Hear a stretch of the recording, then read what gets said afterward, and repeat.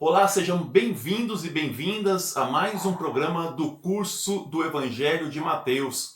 Hoje, então, finalizaremos aí o capítulo 1, que vai aí do versículo agora 40 a 45, os últimos 5 versículos.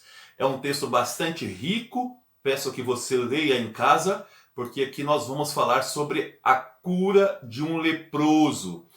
É muito importante que nós, para entendermos as ações de Jesus, saibamos o que significa ser leproso na época de Jesus.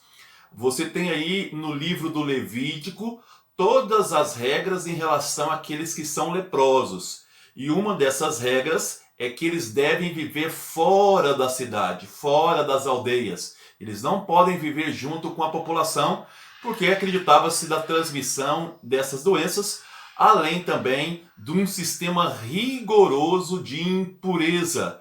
Aqueles que eram leprosos, a leitura teológica da época levava a refletir que aquela pessoa era uma pessoa que foi punida por Deus pelos pecados que ela tinha.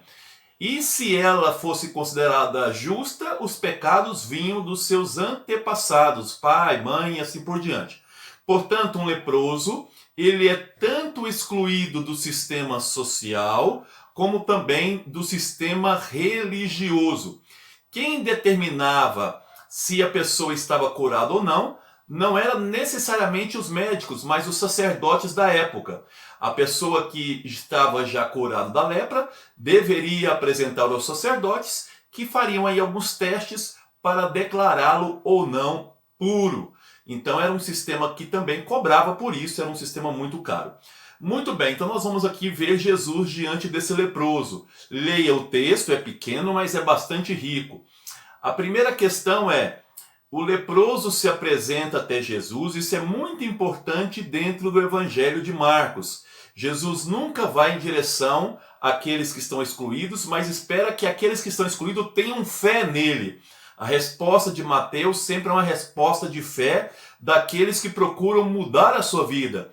Deus faz a sua parte, mas espera que da outra parte ele encontre uma fé suficiente para essa cura. Por isso que em Marcos sempre Jesus vai responder: a tua fé te salvou.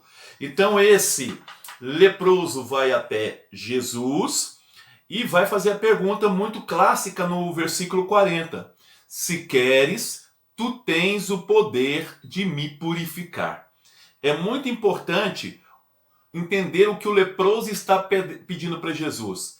Ao saber que ele não pede nem a cura, ele quer ser purificado, quer dizer para Jesus: a sociedade me condena, eu não posso entrar nela. Aí você pode perguntar: mas o que essa pessoa está fazendo na cidade? Sempre alguém tem que avisar: o leproso está entrando na cidade com uma matraca ou gritando para que as pessoas se afastem. Então essa pessoa vai até Jesus com essa pergunta: se queres, tu tens o poder de me purificar. Aqui então nós temos aí uma cena muito interessante, duas atitudes de Jesus. O evangelista Marcos fala que irado, com raiva, Jesus diz: sim, eu quero ser purificado, fique purificado, cheio de ira.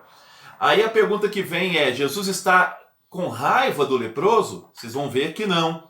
O problema de Jesus aqui é a ira de Jesus em relação a outra situação. Mas antes de falar da ira de Jesus, cuidado com a sua Bíblia. Algumas traduções vão apontar que Jesus, compadecido, diz: sim, eu quero.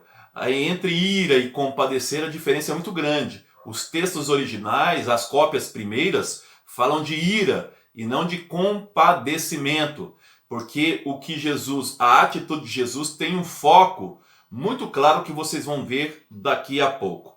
Muito bem, o evangelista Marcos, ele faz uma outra coisa que temos que prestar atenção. Bíblia se lê nos detalhes. Nos detalhes você percebe a mensagem do autor.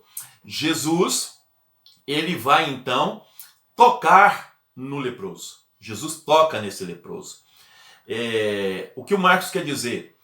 O Marcos quer dizer que Jesus, ele se arrisca a tal ponto para curar a pessoa que ele se torna um impuro. Não podia tocar no leproso. Na verdade, tinha que ter até um distanciamento físico. Jesus toca para mostrar a importância do ser humano para Jesus. O toque a cura, o envolvimento de Jesus é máximo com essa pessoa. Não é de longe que Jesus grita, sim, seja purificado. Ele toca. Tocar quer dizer uma atitude muito humana de Jesus, uma preocupação muito humana de Jesus com essa pessoa. A tal ponto, vocês vão ver daqui a pouco, que Jesus ele vai se tornar um impuro, porque ele tocou nessa pessoa. Aí vem uma situação interessante. Jesus pede que o leproso não fale para ninguém dessa cura. Por quê? Por 3 motivos. Primeiro, para evitar o mal entendido da fama. Jesus não quer ser um homem que tem fama. Então ele não quer que se espalhe essa notícia para que pessoas o procurem apenas buscando aí fama, né? Na verdade, curas a partir dessa fama de Jesus. Jesus não quer ser famoso. Esse é o primeiro ponto. Segundo ponto, Jesus ele quer evitar a má compreensão do Messias, porque essas curas poderiam reconhecê-lo como Messias zelota, ou um Messias essênio, ou Messias fariseu. Ele não é nenhum desses Messias que o povo de Israel esperava. Então, para não confundi-lo com Messias, ou a concepção equivocada de Messias, Jesus pede para não contar. E aí Jesus, então, ele vai também pedir para não contar, para se proteger dos guardiões da religião, porque ele está fazendo algo contrário à religião judaica, que é tocar no leproso, que é curar. Então, para que não tivesse essas críticas já no primeiro momento, ele pede para que não fale. Mas ele pede que o leproso se apresente ao templo para pedir a carta de purificação e para que seja um contra-testemunho aos sacerdotes. Aí está a ira de Jesus. Os sacerdotes, eles apenas determinavam que era puro, que era impuro, mas não faziam nada para purificar essas pessoas. Não preocupavam com a cura dessas pessoas, isolavam eles no deserto, esses leprosos. Então, quando esse leproso fosse apresentar lá no templo, ele tinha que dizer claramente que ele foi curado. Então, a ira de Jesus é contra uma sociedade que não cura. A ira de Jesus é contra uma sociedade preconceituosa. A ira de Jesus é contra um sistema religioso que está gerando excluídos na sociedade. Então, um corpo de sacerdotes que apenas dão cartas de pureza e impureza, mas não fazem absolutamente nada para mudar essa situação. Então a cura de Jesus é um contra-testemunho, uma acusação desse sistema político e religioso que não geram vida, né? Que não geram aí expectativas de melhoria na vida das pessoas. Então, a cura de Jesus também é um profetismo, é uma denúncia àquilo que não gera vida. E aí vocês vão ver qual foi o resultado dessa cura. Jesus já não pode entrar mais na cidade, diz o Marcos. Ele está fora, no deserto, porque agora ele é impuro. Então agora Jesus fica excluído porque livrou o excluído da exclusão. Olha que bonito essa reflexão do Marcos. Jesus se comprometeu, curou e passou a ser considerado impuro. Quantas vezes você não escutou briga de marido e mulher não se mete a colher?